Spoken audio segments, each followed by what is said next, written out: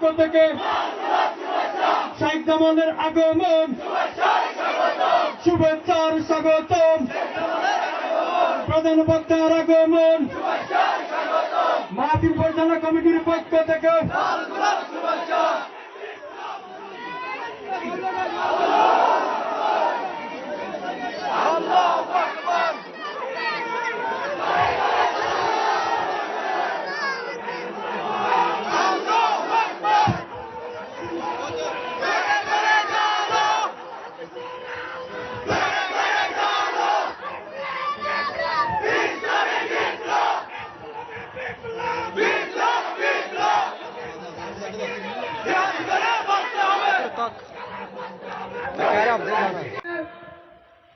অত্যন্ত গুরুত্বপূর্ণ তাকরীর উপস্থাপন করবেন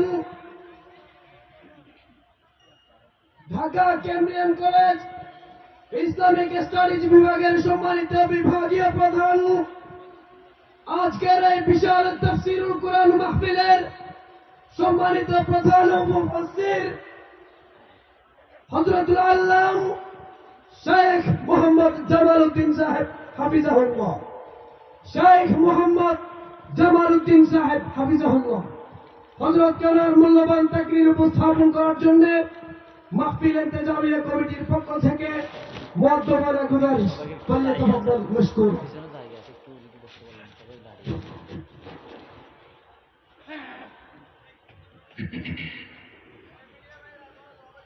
السلام عليكم ورحمة الله وبركاته.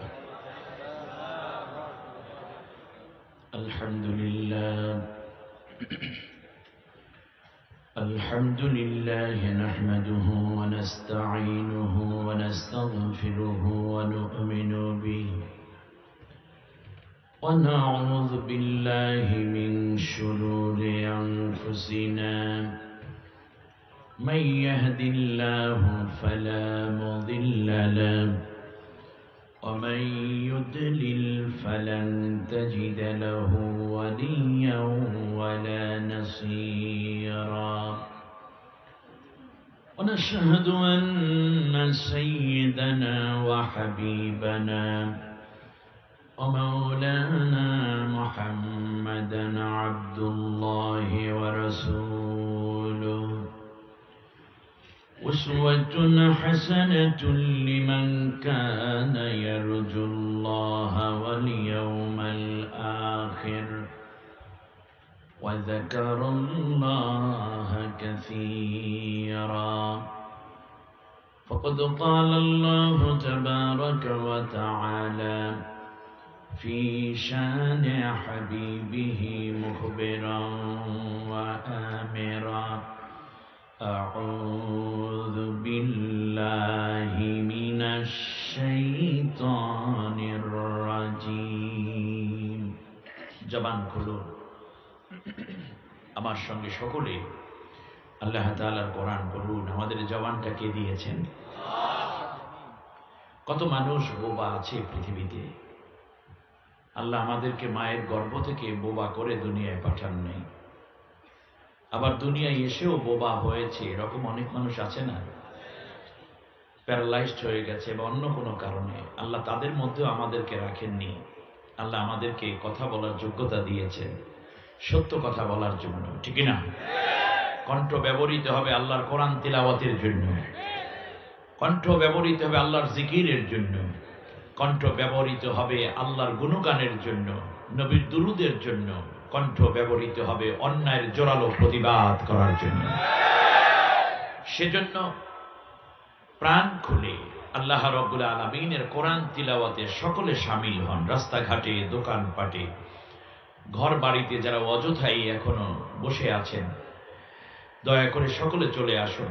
কিছুক্ষণের মধ্যেই তো হয়তো প্যান্ডেলে জায়গাও আপনারা পাবেন না।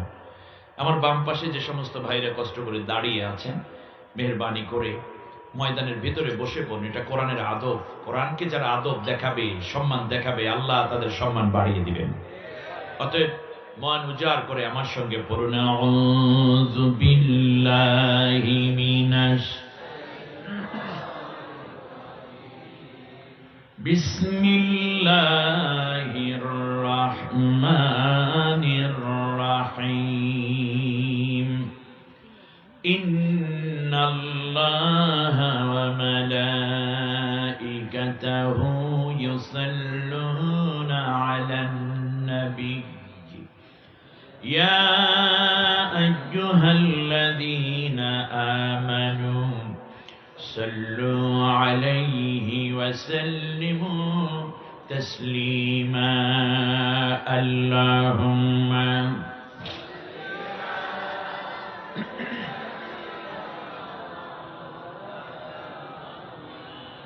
وعلى آل سيدنا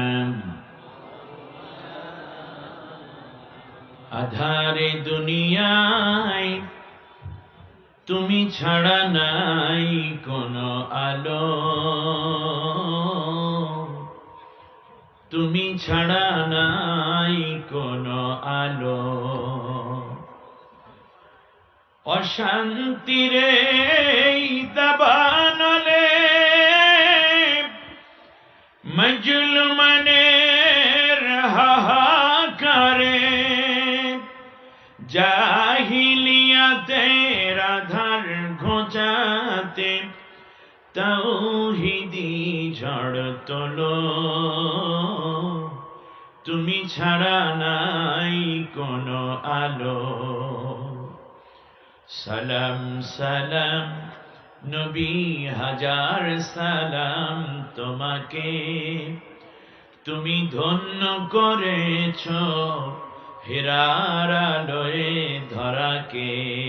বালাগাল উলা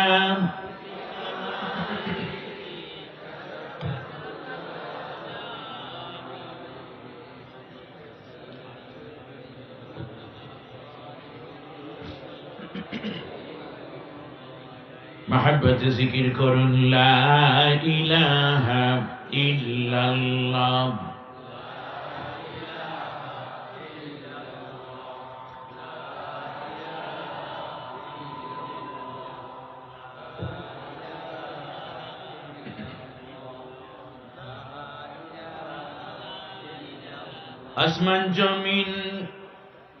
আসমান জমিন পাহাড় পর্বত ওই বৃক্ষলতা যত সকলে আল্লাহর নাম জপে অবিরত। লা ইলাহা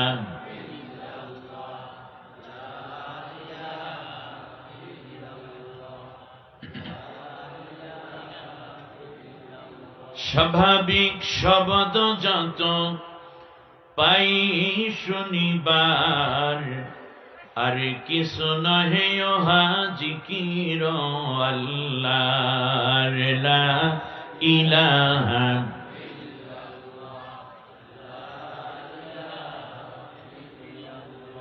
লা ইলাহা ইল্লাল্লাহু মুহাম্মাদুর রাসূলুল্লাহ সাল্লাল্লাহু আলাইহি ওয়াসাল্লাম। ইসলাম বিজয়ের সবচেয়ে উর্বর জমিন হিসাবে আবহমান কাল ধরে যে জমিনের মানুষেরা প্রতিনিধিত্ব এবং দায়িত্বশীলতাপূর্ণ আচরণ করে ইসলামের সজীবতাকে সাফল্যের দ্বার প্রান্তে পৌঁছতে নিজেদের কলিজার রক্ত ঢেলে দিয়ে আল্লাহর কোরআনের পতাকা উড্ডীন করতে পাগল পাড়া বাবুল ইসলাম হিসাবে স্বীকৃত ইসলামের প্রাচীনতম মুসলিম অধ্যুষিত জনপদ বীর চট্টগ্রাম। এই চট্টগ্রামেরই অত্যন্ত গুরুত্বপূর্ণ এবং সবচেয়ে কোরআন প্রেমিকদের পদধূলিতে মুগ্ধ এই জমিন সাতকানিয়া। সাতকানিয়ার ছায়া ঢাকা পাখি ঢাকা দক্ষিণ কাঞ্চনা গুড়গুড়ি পশ্চিম পাড়ায় একতা যুব কল্যাণ সংঘের উদ্যোগে আয়োজিত ২৪তম বার্ষিক তাফসীরুল কোরআন মাহফিল সমাপনী অধিবেশন পশ্চিমপাড়া ওমর বিন খাত্তাব জামে মসজিদ প্রাঙ্গণে এ পর্যায়ে সভাপতিত্ব করছেন এলাকার সর্বজন শ্রদ্ধাভাজন ব্যক্তিত্ব, এই এলাকারই সমাজসেবক, জনগণ নন্দিত নেতা, এ মসজিদের সম্মানিত পরিচালনা পর্ষদের সভাপতি জনাব মোহাম্মদ হারুন। কোরআনের জন্য আল্লাহ তাকে বাকি জীবন এ ময়দানে কাজ করে যাওয়ার তৌফিক দান করুন।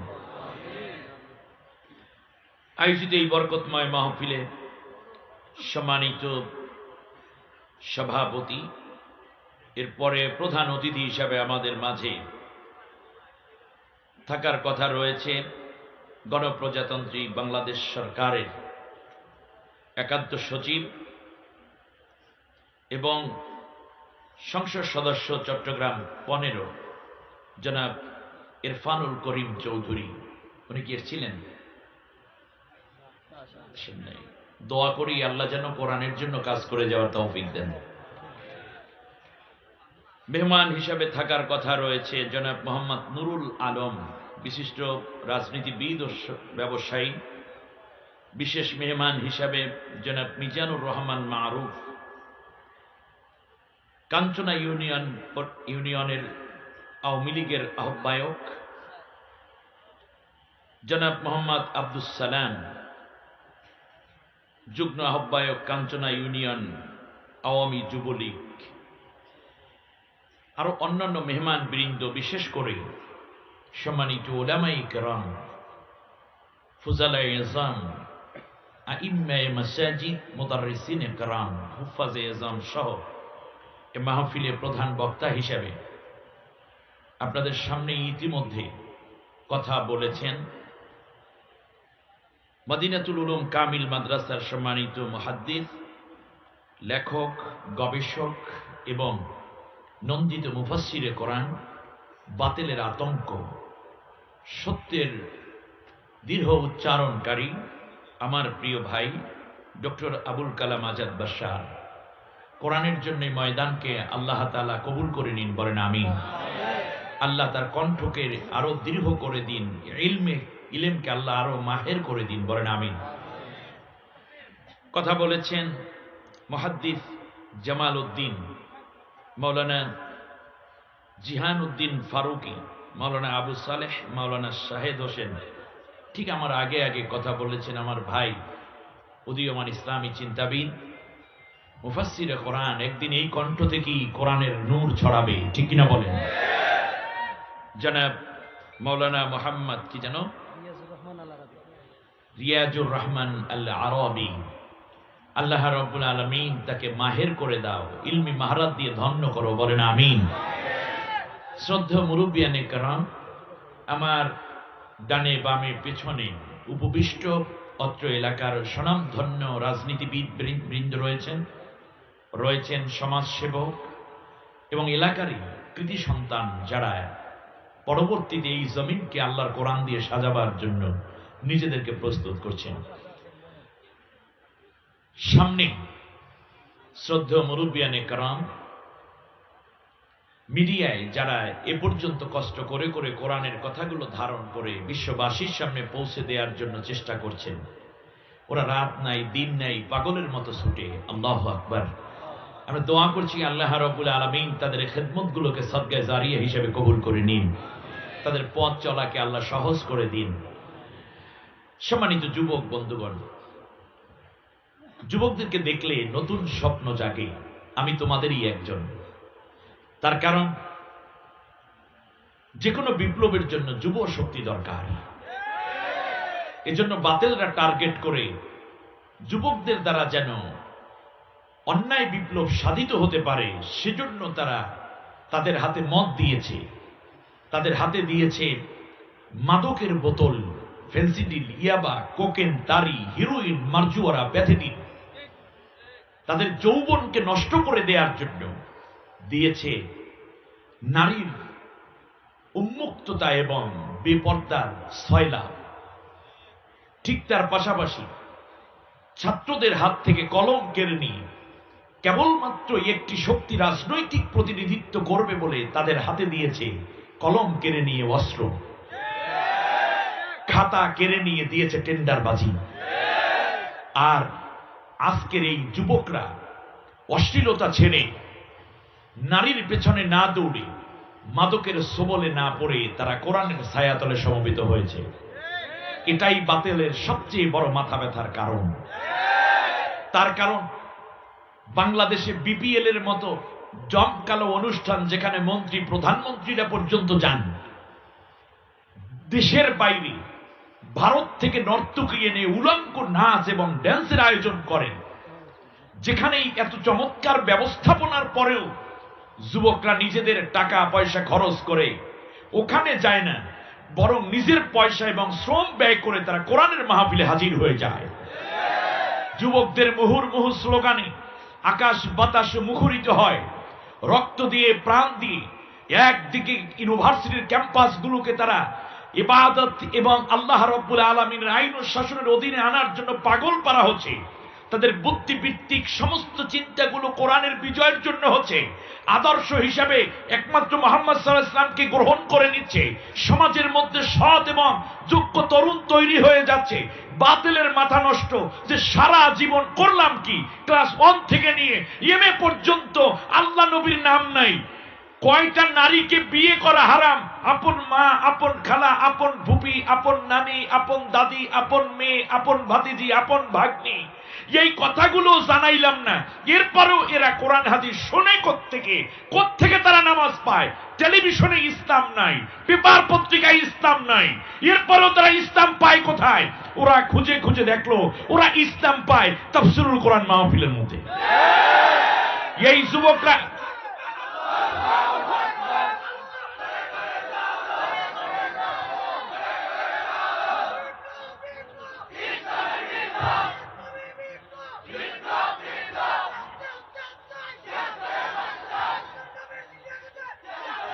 তারা চিন্তা করলো তারা ইসলাম পায় কোথায়।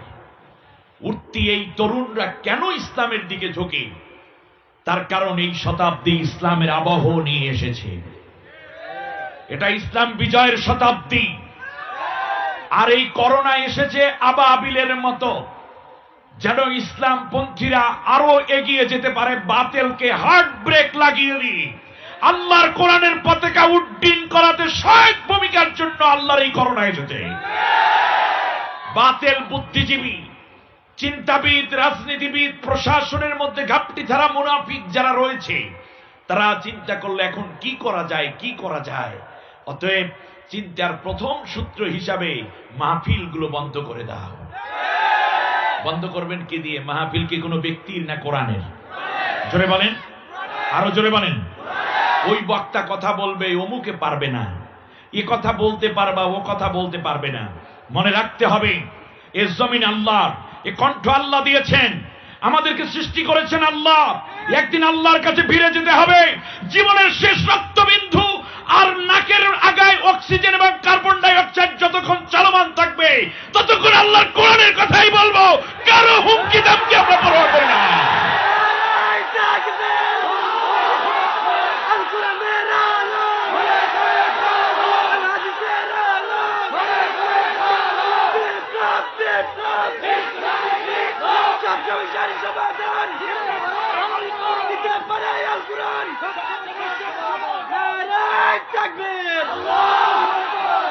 যারা কোরআনের কাছে আসবে তাদের নসিব খুলে যাবে। কোরআনে যারা বাধা দিবে তাদের কপাল পড়বে। আর কোরআনের মাহফিল যারা আয়োজন করবে আর যারা কোরআনের সাথে আদব দেখাবে তাদের নসিব খুলে দেবেন কে? আল্লাহ তাআলা চিনেন কারা কোরআনের পক্ষের লোক, কোরআনের বিপক্ষে কারা, ঠিক কিনা বলেন? আল্লাহর নবী বলেছেন, আল কোরআনু হুজ্জাতুল লাকা আও আলাইক, কোরআন তোমার পক্ষে কিংবা বিপক্ষে দলিল।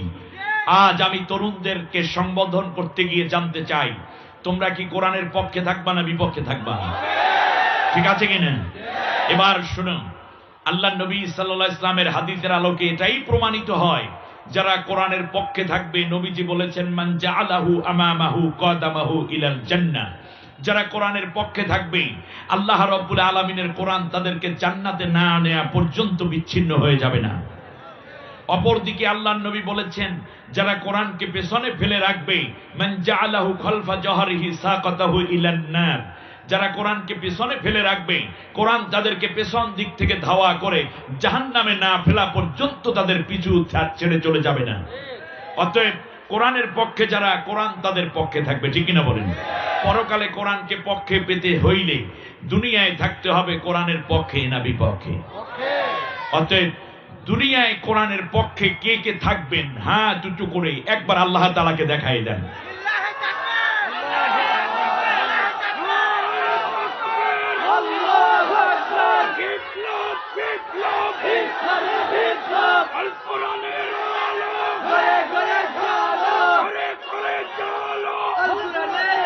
আল্লাহ কবুল করুন, বলেন আমিন।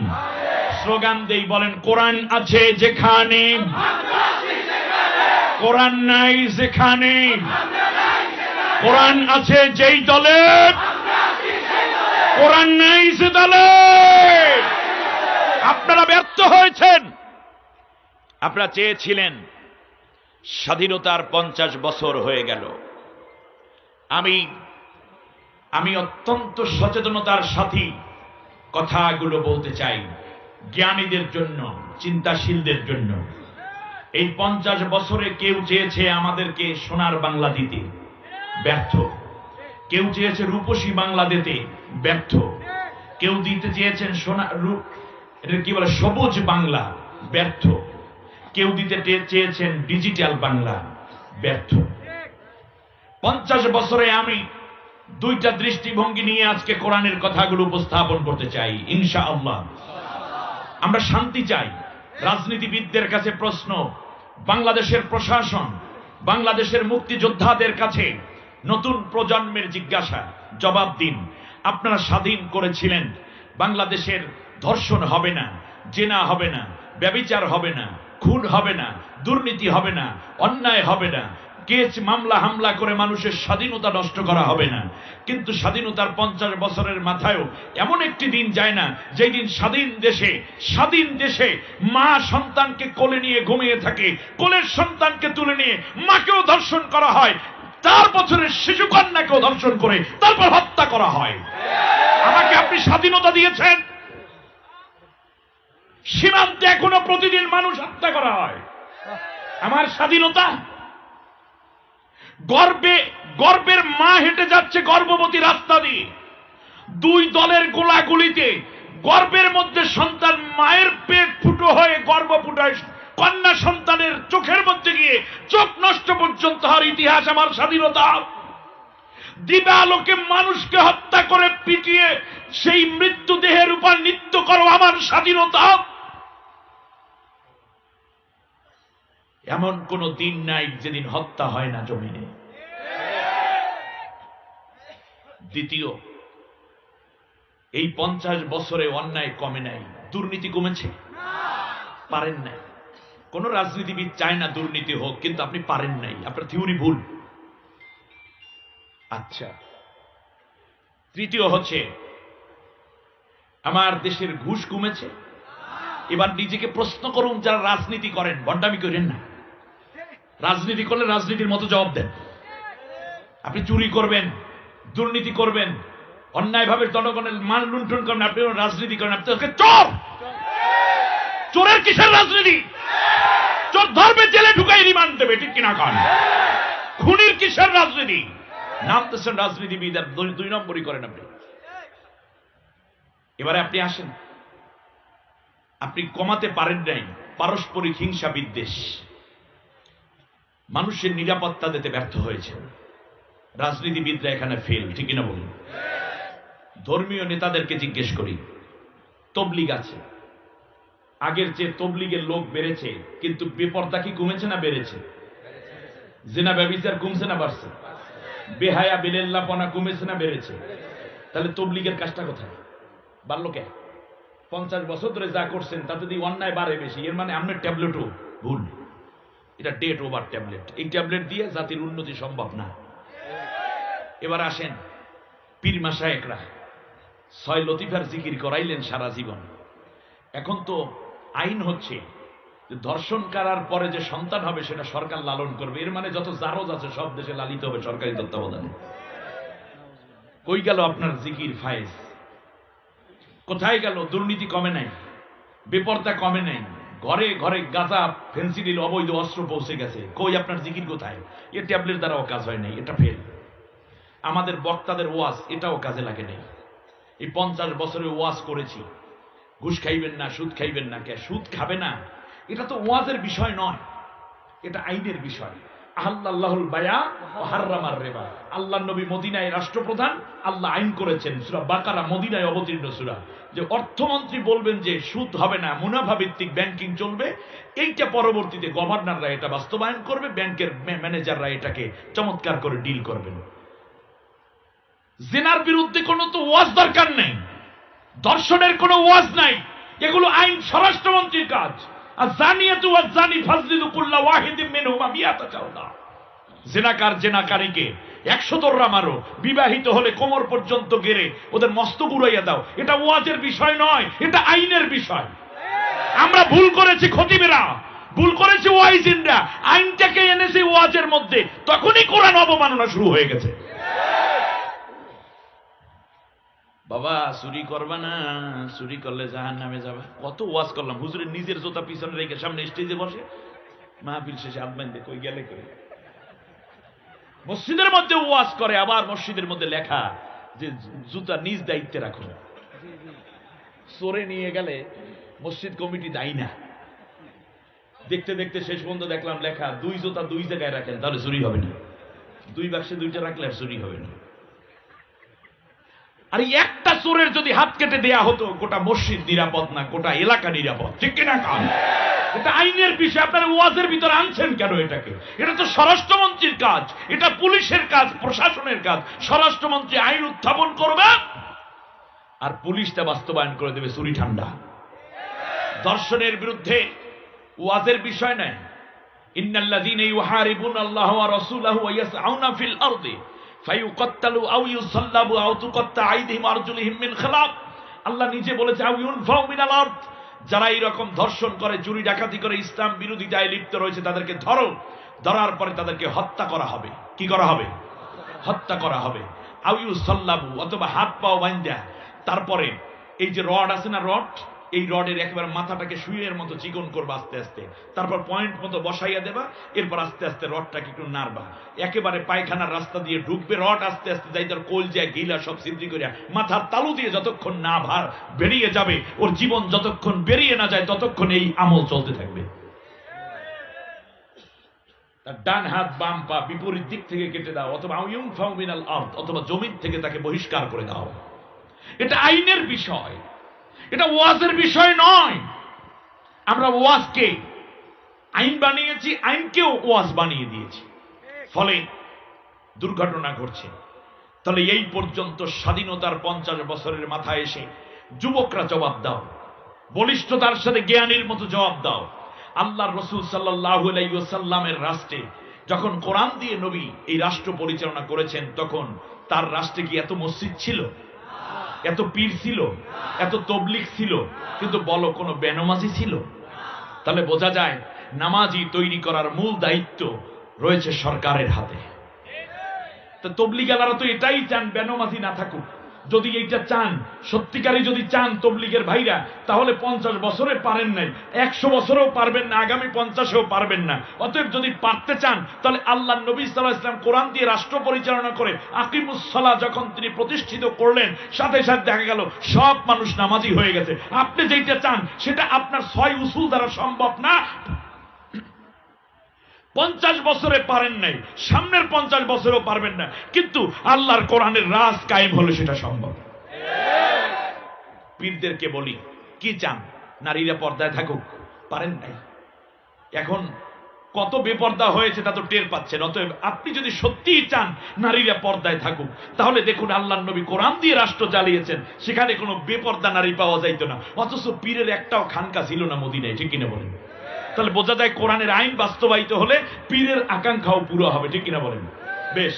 দুর্নীতিমুক্ত সমাজ চান সরকার, সরকার চান, প্রত্যেক সরকার চায় মদ, গাঁজা, ফেন্সিডিল কিংবা অন্যায়, অশ্লীল, খুন খারাপি মুক্ত একটা সমাজ। কিন্তু আপনারা 50 বছরে পারেন নাই। আল্লাহ নবী সাল্লাল্লাহু আলাইহি ওয়াসাল্লাম কোরআন দিয়ে রাষ্ট্র চালিয়েছেন, একটাও কি খুনের ঘটনা ঘটেছে? না। কারণ আল্লাহর কোরআন দিয়ে দেশ চললে সেখানে খুন খারাপি 0 পয়েন্টে চলে আসে, ঠিক কিনা বলেন? তাহলে আমি মনে করি এই পৃথিবীতে বাংলাদেশের প্রেক্ষাপটে 50 বছরের মাথায় এসে যা মূল্যায়ন হলো ধর্মীয় নেতৃবৃন্দের কাজ, খেদমত, সর্বোপরি আমাদের ইমাম, খতিব, বক্তাদের কাজ এবং রাজনীতিবিদদের কাজ, সবগুলো রেজাল্ট হইল একটা বড় ঘোড়ার আন্ডা, ঠিক না বলেন? যদি সত্যিকার রেজাল্ট পেতে চান, হযরতে ওমর রাদিয়াল্লাহু তাআলা আনহু, আবু বকর রাদিয়াল্লাহু তাআলা আনহুর সময়কার চিফ জাস্টিস 2 বছর পর্যন্ত রাষ্ট্র চালায়। 2 বছর পরে এর মধ্যে দেখা সাক্ষাৎ হয় কিন্তু অভিযোগ নাই। 2 বছর পর ওমর রাদিয়াল্লাহু তাআলা আনহু বললেন, আবু বকর, আপনি আমাকে এমন এক জায়গায় বসাইয়া রাখলেন কেন যেই জায়গায় কোনো কাজ নেই? বলে, সে কি? বললো যে 2 বছর পর্যন্ত ইজলাসে যাই, চিফ জাস্টিসের চেয়ারে বসি, কিন্তু একটাও মামলা হয়নি। কয় বছর? 2 বছর। আবু বকর রাদিয়াল্লাহু তাআলা আনহু জিজ্ঞেস করলেন, লিমাযা লাম ইয়াজি উকালিল মুকদ্দমা, মানুষরা তোমার কাছে কেন মামলা নিয়ে আসে না? 3 কারণে মানুষ মামলা করে না। 1 নম্বর, কোনো মারামারি, কাটাকাটি, অন্যায়, অবিচার নাই, অতএব কোনো মামলা নাই, ঠিক কিনা বলেন?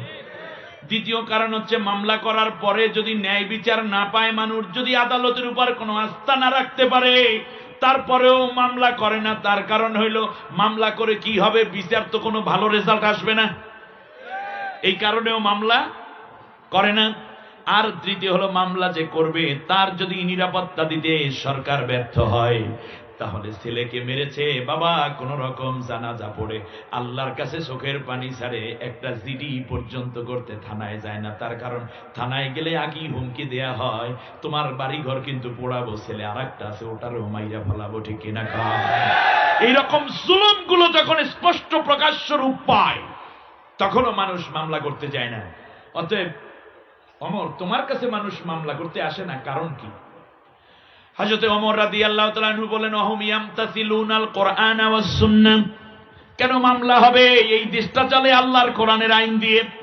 এই দেশের মানুষ ইসলাম জানে, এই দেশের মানুষ কোরআন মানে, ইনসাফ বোঝে, স্বামী তার স্ত্রীকে হক দিয়ে দেয়, স্ত্রী তার স্বামীর আনুগত্য করে, রাজা জানে প্রজার প্রতি কি কর্তব্য, প্রশাসনের লোকেরা অন্যায় আচরণ করে না, এমনি করে করে একে অন্যের কল্যাণ কামনা করে। সুতরাং একে অন্যের অধিকার হনন করে না। একজনের ভোট আর একজনে চুরি করে লইয়া যায় না, একজনের মালাল একজনে গসব করে না, একজনের জমি আর একজনে দখল করে না। অতএব এখানে যে যার সম্পদ শেষে ভোগ করে, বরং একে অন্যকে দিয়ে শান্তি পায়, নিয়ে শান্তি পায় না। অতএব এই এলাকার মানুষগুলো, এই বিশাল ভূখণ্ডের মানুষগুলো আল্লাহর কোরআন মানে, নবীর আদর্শ মানে, এই কারণে কারো ভিতরে কোনো দ্বন্দ্ব নাই। দ্বন্দ্ব না থাকলে মারামারি হয় না, কিলাকিলি হয় না। মারামারি কিলাকিলি না হলে সেই মানুষগুলো মামলা করতে আসে না। অতএব মামলা না থাকার কারণ, এখানে আল্লাহর কোরআনের বিধান কায়েম আছে। সুবহানাল্লাহ, সুবহানাল্লাহ। সেই কাঙ্ক্ষিত সমাজ উপহার দিতে পারলি কেবল সত্যিকার সোনার বাংলা গঠিত হবে, এর বাইরে না, ঠিক কিনা বলেন? অতএব আমার 3টা স্লোগান দিয়ে শুরু করি। এইটা হইল, যুবক তোমাদের জন্য আমার তরিকার সবক। একটু মজা করলাম আর কি। আমার তরিকায় জামালিয়া 3টা সবক দেওয়া, ঠিক আছে কিনা? এই তরিকার সবক কয়টা? 3টা। এই 3 তরিকার প্রথম হইল সব দল দেখা শেষ, তোমাদের জবাব হইল আল কোরআনের বাংলাদেশ। সব দেখছো না নাকি? সব দল দেখা শেষ হয়েছে না? এখন বাকি আছে কোনটা? অতএব এই স্লোগান মুখস্থ করতে হবে, সব দল দেখা শেষ। এ দেখি কোন কোন যুবকের বেশি মনে আছে, সব দল দেখা শেষ। পরে আবার এটাকে আমি মাস করাবো, অসুবিধা নাই। দ্বিতীয় হচ্ছে আল কোরআনের আলো, বলবে না ভুল তোমাদের থিওরি, সংসদে জ্বলো। কারণ কোরআন ঘরে জ্বালাইতে আসছে ঠিকই, কিন্তু মূল টার্গেট সংসদে জ্বলো। সংসদে জ্বললে ঘরে ঘরে অটো জ্বলবে।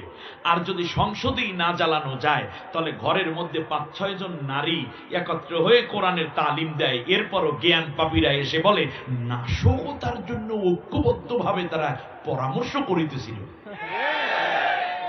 অতএব আজকে ঘরের আলো সংসদে ঢুকাতে হবে। সবাই রাজি? দেখি তো মনে আছে কার কার? আল কোরআনের আলো, আবার ঘরে ঢোকে কও দিরে বোকা নাকি ছেলেটা? বলো আল কোরআনের আলো। তৃতীয়, ইসলাম ছাড়া অন্য কিছু, ঠিক আছে? কোরআন ছাড়া অন্য কিছু, বলো কোরআন ছাড়া অন্য কিছু। এখন একজনে দাঁড়াও দেখি তো, এই 3 সবক মনে আছে কার কার? একটা যুবক মেধাবী দাঁড়াও তো দেখি, দাঁড়াও একজন। হুজুর আমি 3টা মুখস্থ করছি। বলো তো আল কোরআনের আলো। দ্বিতীয় সবক কি? শব্দ। প্রথমটা শব্দ দেখা শেষ, আল কোরআনের। দাঁড়াও, কে দাঁড়াবা? কণ্ঠ ভালো কার? দাঁড়াও একজন, দাঁড়াও দাঁড়াও একজন। হ্যাঁ বলো।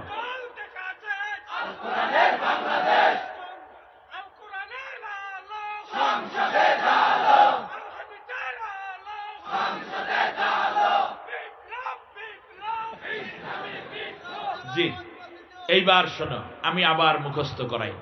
সর্বনয় হুজুরেরা যেমন লাহানে জলি দেয় না, জলি জিকির, আমি কিন্তু জলি জিকির দিয়ে গেলাম। এটাই তোমাদের স্লোগান। যদি চাও তাহলে আমি শত শত আয়াতের রেফারেন্সে দেব। আমি 30 পারা কোরআনের অনুবাদক, আল্লাহ আমাকে বানাইছে। বাংলাদেশে গত 100 বছরে মাত্র 8 জন আলেম এই কাজটি করেছে। 8ম নম্বরে তোমাদের সামনে বসা। অতএব কোরআনের কোন আয়াত কোন জায়গায় ঢুকানো আছে আমার মাথার ভিতরে আছে তা ইনশাআল্লাহ। আলহামদুলিল্লাহ, আলহামদুলিল্লাহ, সুম্মা আলহামদুলিল্লাহ। বর্তমানে যা ঘটতেছে তা মনে করবা না যে কোরআনের বাইরে ঘটতেছে। আল্লাহ রব্বুল আলামিন বলে দিয়েছেন একদল মানুষ এরকম হবে, এরকম হবে, আরেক দল মানুষ ওই রকম হবে। অতএব আজকে সত্যকে চিনতে আমার ভুল হয় না, কারণ কোরআন সত্য মিথ্যার পার্থক্য করে দেয়, ঠিক না বলুন? অতএব স্লোগান তোলো, সব দল দেখা শেষ, আল কোরআনের বাংলাদেশ, আল কোরআনের আলো, সংসদে চলো, কোরআন ছাড়া অন্য কিছু মানি না, মানব না। এই কথার সাথে যারা একমত তারা বলো নারায়ে তাকবীর।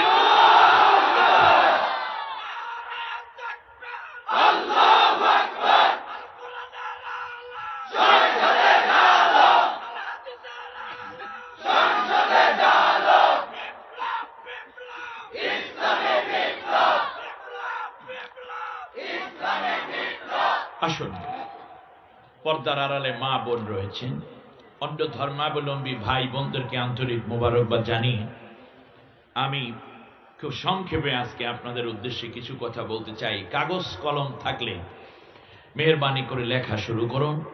মোবাইলে রেকর্ড হচ্ছে, ইউটিউবার ভাইয়েরা এরা কষ্ট করে এটা হয়তো ইউটিউবে দিয়ে দিবে। এই ঐতিহাসিক মাহফিলে আমি ঐতিহাসিক জায়গা থেকে কথা বলতে চাই ইনশাআল্লাহ।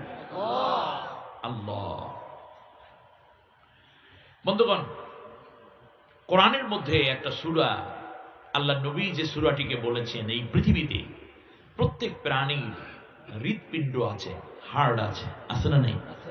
জোরে বলেন আছে। ঠিক তেমনই কোরআনের একটা হার্ট আছে। একটা সূরাকে কোরআনের হার্ট বলা হয়েছে, সুবহানাল্লাহ বলেন।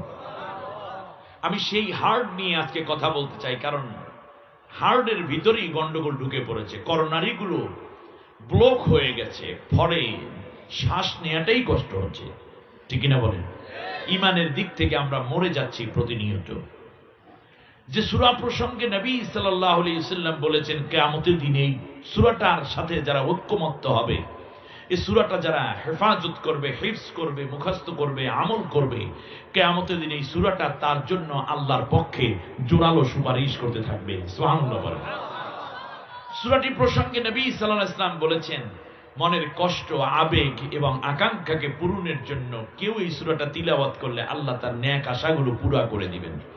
আপনি অসুস্থ, আল্লাহ নবী বলেছেন তুমি আয়াতগুলো তিলাওয়াত করে পানিতে ফুঁক দিয়ে পান করো, দেখবে আল্লাহ তোমাকে সুস্থতা দান করে দিবেন। সুবহানাল্লাহ।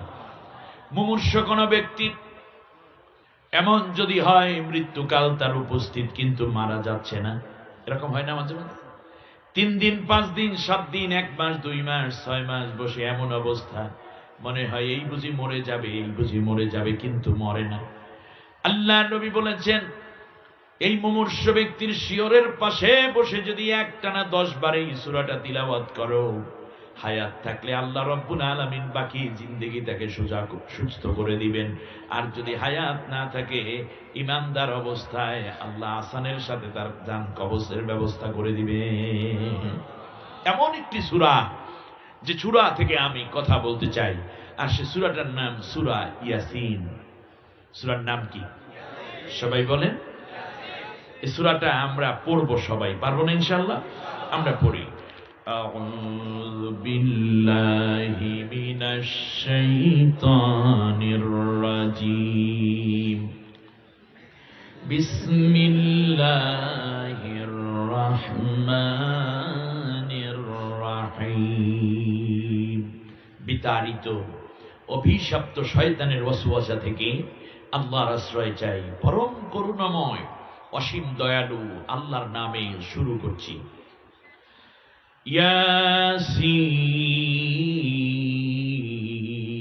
ইয়াসিন ওয়াল কুরআনিল হাকীম ইন্নাকা লামিনাল মুরসালিন আলা সিরাতিম মুস্তাকিম। আমানতু বিল্লাহ অর্থ হচ্ছে ইয়াসিন সাল্লাল্লাহু আলাইহি ওয়াসাল্লাম, প্রজ্ঞাপূর্ণ বিজ্ঞানময় কোরআনের কসম, নিঃসন্দেহে তুমি রাসূলদেরই অন্যতম একজন। রয়েছ সত্য নির্ভুল সঠিক পথের উপরে সুদৃঢ় এবং আত্মপ্রতিষ্ঠিত। বারাকাল্লাহু লানা ওয়া লাকুম ফিল কোরআনিল আযীম। আল্লাহুম্মা ইগফির লানা ওয়া লিওয়ালিদাইনা ওয়া লিজামিল মুমিনিনা ওয়াল মুমিনাতি ইয়াওমা ইয়াকুমুল হিসাব। সূরার নাম সূরা ইয়াসিন। তাসমিয়াতু কুল বিইসমিল জুজ। এই আলোকি ইয়াসিন শব্দ থেকে সূরার নামই হয়ে গেছে ইয়াসিন।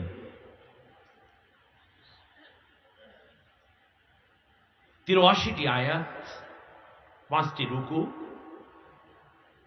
কোরআনের 36 নম্বর এই সূরা মক্কায় অবতীর্ণ। নবুয়তের 10ম বছরে এই সূরাটি অবতীর্ণ হয়েছে। কাফেরেরা বিভিন্নভাবে আল্লাহ রাসূল সাল্লাল্লাহু আলাইহি ওয়াসাল্লামকে অস্থির করে তুলল। একদিকে শেহাবে আবু তালিবে তাকে 3টা বছর পর্যন্ত বন্দী করে রাখল। শেষ পর্যন্ত নবীকে হত্যা করার জন্য তারা চূড়ান্ত এবং একটি আইন পাশের মাধ্যমে হত্যার পূর্ণতা রূপদানের জন্য যখন অস্থির, অপরদিকে 6ষ্ঠ বছর নবুয়তের নবী সাল্লাল্লাহু আলাইহি ওয়াসাল্লাম তায়েফে মার খেলেন, অত্যাচারিত হলেন, নির্যাতিত হবেন, শারীরিকভাবে তিনি রক্তক্ষরণের পরিবেশের সম্মুখীন হলেন। 40 বার 40 জায়গায় বেহুশ হয়ে পড়লেন। সামাজিকভাবে বয়কট হলেন। ব্যবসা বাণিজ্য রাসূল সাল্লাল্লাহু আলাইহি ওয়াসাল্লামের সাথীদের বন্ধ হয়ে যাচ্ছে। শুধু তাই না, রাস্তায় রাস্তায় কত অপবাদ, কত গালিগালাজ, কত কৃত্রিম সংকট তৈরি করা হয়েছে। ইতিমধ্যে রাসূল সাল্লাল্লাহু আলাইহি ওয়াসাল্লামের প্রিয়তমা স্ত্রী হযরতে খাদিজাতুল কুবরা রাদিয়াল্লাহু তাআলা আনহা ইন্তেকাল হয়ে গেলেন। অপরদিকে খাদিজা ইন্তেকালের পরপরই রাসূল সাল্লাল্লাহু আলাইহি ওয়াসাল্লাম মানসিকভাবে খুব ভেঙে পড়েছিলেন। আল্লাহর নবী চরম বিপদের মধ্যে তখন খাদিজা রাদিয়াল্লাহু তাআলা আনহা আল্লাহর নবীকে সান্ত্বনা দিতেন। বিশ্বনবী সাল্লাল্লাহু আলাইহি ওয়াসাল্লামকে বুকের মধ্যে আলগে রেখে সান্ত্বনা দিতেন এবং বলতেন, ইয়া রাসূলুল্লাহ, ও আল্লাহর নবী, এই পৃথিবীতে কারো আপনজন চিরকাল থাকে না, আমিও একদিন বিদায় হয়ে যাব। তবে আমার জীবন বড়ই সৌভাগ্যবতী, আমি একজন নারী, তার কারণ বিশ্বনবী আল্লাহর হাবিব আমার স্বামী হয়ে গেছে। সমস্ত ধনরাজি সম্পদগুলো ইসলামের পথে ব্যয় করলেন, নিজেকে সম্পূর্ণ সঁপে দিলেন আল্লাহর নবীর হাতে। বিবাহ হওয়ার পরে, নবুয়ত পাওয়ার পূর্ব মুহূর্তে তিনি খুব কনফিউজ ছিলেন। আল্লাহর নবীর কাছে যখন খাদিজার বিয়ে হলো, হযরতে রাসূল সাল্লাল্লাহু আলাইহি ওয়াসাল্লামের বয়স তখন 25-40 বছরের কাছাকাছি আসলো। এমন সময় আল্লাহর নবী একবার বললেন, খাদিজা, একটা কথা বলবো, তুমি যদি মন খারাপ না করো বলে বলেন। আল্লাহর নবী বললেন, খাদিজা গো, তোমাকেও আমার এখন আর খুব ভালো লাগে না, ব্যবসা বাণিজ্য করতে আমার মন বসে না। আমার ফাতেমা, আমার কুলসুম, আমার রুকাইয়া, আমার জয়নব থেকে নিয়ে কাউকেই কেমন যেন আমার অত মায়া লাগে না আগে যেমনটা লাগতো। আমার মন চায় ঘর সংসার ছাইরে আমি কোথাও চলে যাই। খাদিজা রাদিয়াল্লাহু তাআলা আনহা বললেন, খুব ভালো হবে। দেখছেন কি অবস্থা? কোন স্ত্রী কি চায় এটা? চায় না। কিন্তু চেয়েছে কেন? তার কারণ খাদিজা বলেছেন যে আপনার কাছে আমি যে বিয়ে বসে আমার সমস্ত সম্পত্তি আপনাকে উইল করে দিয়েছিলাম, একটা উদ্দেশ্য, সেটা ছিল আপনি এক সময় মুহাম্মদুর রাসূলুল্লাহ হবেন, শুধু মুহাম্মদ বিন আব্দুল্লাহ থাকবেন না। তাওরাত ইনজিলের মধ্যে আখিরি জামানার নবীর যত আলামত সব আপনার ভিতরে আমি দেখেছি, কিন্তু বিয়ে হলো 15টা বছর, এর মধ্যে আপনার ওই নবুয়তের সিমটম দেখি না, স্বামীর সিমটম শুধু পাই। আমি হতাশ হয়ে যাচ্ছিলাম। এখন আপনি যেটা বলতেছেন এর দ্বারা আমি আশ্বস্ত হচ্ছি। সুবহানাল্লাহ বলবেন। কি বুদ্ধিমতী! ছেড়ে দিলেন আল্লাহর নবীকে, বললেন যান, যেই দিকে যান, তবে একটাই দাবি, যেথায় যান না কেন দয়া করে আমাকে একটু বলে যাবেন। আল্লাহু আকবার। আল্লাহর নবী হেরা পাহাড়ে চলে গেলেন, খাদিজার বাড়ি থেকে 3.5 মাইল দূরে। আর হেরা পাহাড়ের উচ্চতা 3,500 ফিট।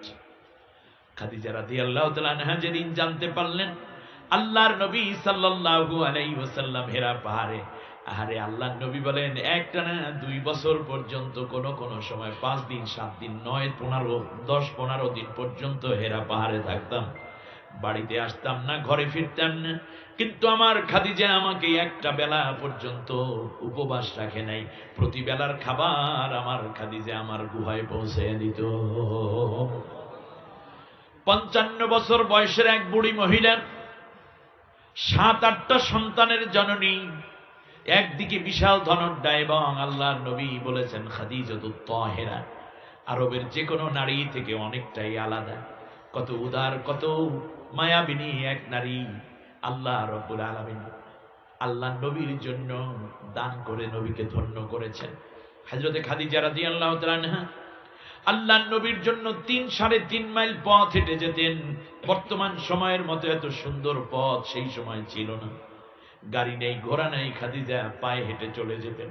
ভোর রাতে উঠেই নাস্তাটা তৈরি করতেন, সন্তানদেরকে খাইয়ে ঘরের মধ্যে রেখে আঁচলের নিচে করে প্রিয় স্বামীর জন্য পথ শুরু করে দিতেন, পথ চলা শুরু করতেন। 3.5 মাইল পথ হাঁটার পরে 3,500 ফিট উঁচু।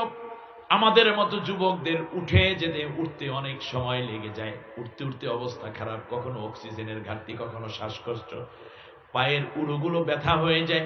3-4 দিন পর্যন্ত আর হাঁটা চলা করা যায় না, এত পেইন হয়, ব্যথার ঔষধও খেতে হয়। যারাই হেরা পাহাড়ে উঠেছেন তারা বুঝে।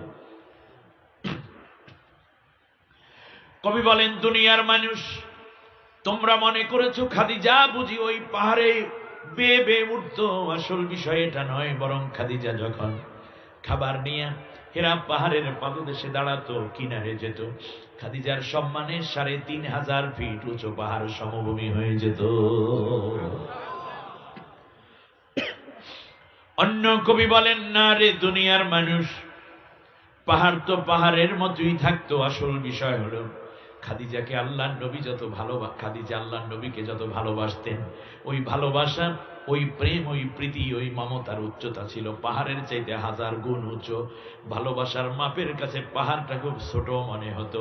এক দৌড়ে খাদিজা নবীর কাছে উঠে যেত, খাদিজার কোনো কষ্টই বোধ হতো না। এই খাদিজা ইন্তেকাল 4 দিন 5 দিন যেতে না যেতে আল্লাহর নবীর একমাত্র পুত্র সন্তান পৃথিবী থেকে বিদায় হয়ে গেলেন।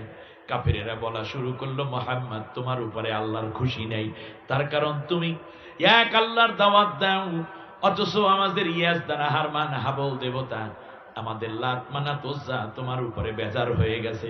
আরে তোমাকে আমরা মারি, তোমাকে জেল দেই, তোমার সাহাবীদের উপর অত্যাচার করি, মরার কথা আমাদের গজব আসবে আমাদের উপর, কিন্তু তুমি মরো কেন? তোমার সন্তান মরে, তোমার বউ মরে, কারণ কি? তার কারণ হলো তুমি সত্য নবী না এবং সত্য পথের উপর তুমি প্রতিষ্ঠিত না। আল্লাহ রব্বুল আলামিন দেখুন কি অবস্থা, একদিকে দাওয়াত দেয় যে বিপদ তার উপরেই আসে। কাফেরেরা এইটা সূত্র ধরে বলল, মুহাম্মদ তুমি সত্য নবী না। আজও আমাদের সমাজের মধ্যে কুফরি চিন্তা, মুনাফিকি চিন্তা যারা, তারা বলার চেষ্টা করে। ওদের জেল হয়, ওদের ফাঁসি হয়, ওদের জুলুম হয় ওদের উপরে, ওদেরকে রিমান্ড দেয়া হয়, ওদেরকে হত্যা করা হয়। এরপরেও দেখো আমাদের দরবার কত রমরমা চলে, আমাদের মুরিদের অভাব নাই। কিংবা তারা বলতে চেষ্টা করে আমাদের ক্ষমতা তো আরো বেশি পাকাপোক্ত হলো, আমরাই তো বারবার ক্ষমতায় আসি, মারি ওদেরকে, আর আমরা পোটলা বড় করতে আছি।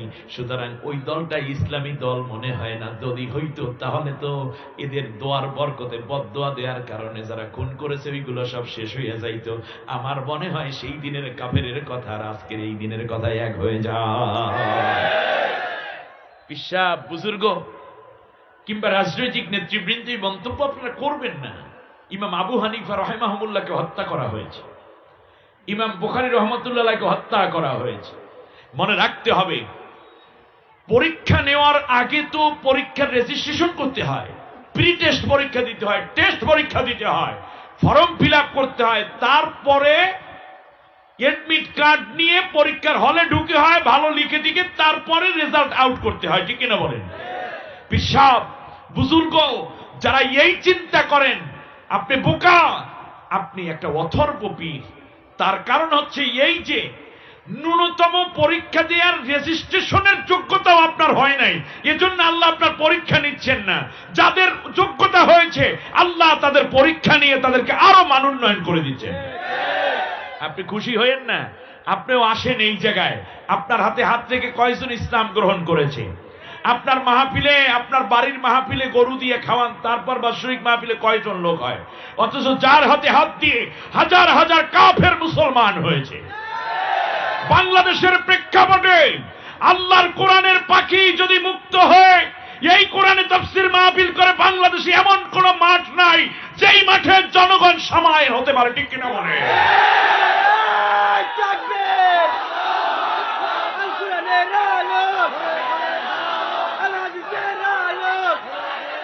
অতএব শুনুন, অতএব শুনুন, পরীক্ষা দেন, পরীক্ষার জন্য রেজিস্ট্রেশনটা করেন কমপক্ষে, আর না হলে নবীকে পরীক্ষা দিতে হয়। আল্লাহু আকবার। আল্লাহর নবীর পরীক্ষা হয় তায়েফের জমিনে, পরীক্ষা হয় শিয়াবে আবু তালিবে, পরীক্ষা হয় উহুদের ময়দানে, বদরের প্রান্তরে, পরীক্ষা হয় হিজরত করে। আল্লাহর নবীর পরীক্ষা নেওয়া লাগে নাকি? হ্যাঁ লাগে। তার কারণ ইমানটা যার যত পাকা তার তত বেশি পরীক্ষা। ঠিক কিনা বলেন? ভালো ছাত্র নিজে পরীক্ষা দিতে রেডি হয়ে যায়, পরীক্ষা হয় না কেন? করোনার কারণে পড়ালেখা করে কি করলাম, পরীক্ষাটা হয় না কেন? ভালো ছাত্র চায় পরীক্ষার হলটা একটু কড়াকড়ি হোক, নকল না চলুক। আর নষ্ট ছাত্র যারা, তারা কে পরীক্ষার দরকার নেই, পাস হইলে হইলে, আর নাহলে অটো পাস। ঠিক কিনা বলেন? অটো পাস ছাত্রের জীবন নাশ। ঠিক কিনা? আমার ভাইরা, এবারে আসুন, আল্লাহ বলছেন হাসিবান নাসু আইয়ুতরাকু আইয়াকুলু আমান্না ওয়া হুম লা ইফতানুন। তারা কি মনে করে যে ঈমান এনেছে, কথা বললে ছেড়ে দেব, পরীক্ষিত কি হবে না? তারা কি পরীক্ষা সম্মুখীন হবে না? আম হাসিবতুম আন তাদখুলুল জান্নাতা ওয়ালাম্মা ইয়ালামিল্লাহুল্লাযীনা জাহাদু মিনকুম ওয়া ইয়ালামাস সাবিরিন। এমনি পরীক্ষা জান্নাতে চলে যাবে, আমি কি পরীক্ষা নেব না? আবার কে ধৈর্য ধারণ করেছে তাও আমি দেখতে চাই। সুবহানাল্লাহ পড়বেন না? অতএব মনে রাখবেন, পরীক্ষা ছাড়া উপায় নেই। আবু বকরের ঈমানের চাইতে বিশ্বাস আপনার ঈমান বড়। আবু বকর মাইর খেয়ে মেয়ে ভর্তা হয়ে যায়। তায়েফের জমিনে আপনার কি যেন বলে, কাবার চত্বর দুইবার বেহুশ হয়ে পড়েছেন শুধু মাইর খেতে খেতে। এরপরে আমির হামজা রাদিয়াল্লাহু তাআলা আনহু শহীদ হয়ে যান। হানজালা রাদিয়াল্লাহু আনহু শহীদ হয়ে যান নবীর উপস্থিতিতে। নবীর উপস্থিতিতে 700 জন সাহাবী উহুদের ময়দানে 10% শহীদ হয়ে গেছে নবীর উপস্থিতিতে। আমার কথা গুরুত্বের জন্য আবার বলছি, নবীর নেতৃত্বে যুদ্ধ, সেনাপতি নবী। 700 জন সাহাবীর মধ্যে 70 জন শহীদ। কত পার্সেন্ট হলো? 10% হলো না? 10% শহীদ নবীর উপস্থিতিতে। কোরআনের জন্য শতকরা 10 জন সাহাবী শহীদ হয়ে যায়। আর আপনার গায়ে ফুলের টোকাও পড়ে না, ফাসেকও আপনাকে হাদিয়া দেয়, ঘুষখোরও আপনাকে হুজুর মানে, সুদখোরও আপনাকে পিশাব মানে, কিংবা আপনাকে বুজুর্গ মানে, ইমাম খতিব মাইনে আপনার দাওয়াত দেয়, বড় বড় হাদিয়া দেয়, আপনি মনে রাখবেন আপনি বেজাইলে, এই জন্যই সমস্যা হয় না। আর যারা পরীক্ষিত তারা জেলের প্রকোষ্ঠে আছে, ঠিক কিনা বলেন? অতএব মনে রাখতে হবে জীবন চলার পথে এই জায়গাগুলো ইয়াসিন আজ আমি আলোচনা করতে চাই। মক্কায় এই সময় সূরাটা অবতীর্ণ হয়েছে। আমি শুধুমাত্র আজকে দুই একটা শব্দের উপরে হয়তো তাফসীর করতে পারবো, তবে আপনাদের মাথা খুলে, জ্ঞান খুলে আলোচনাগুলো নেয়ার জন্য আমি আরো একবার অনুরোধ এবং দৃষ্টি আকর্ষণ করছি। ইয়াসিন বলেন তো, কি বললাম? ইয়াসিন। ইয়াসিন নবী সাল্লাল্লাহু আলাইহি ওয়াসাল্লামের একটি নাম।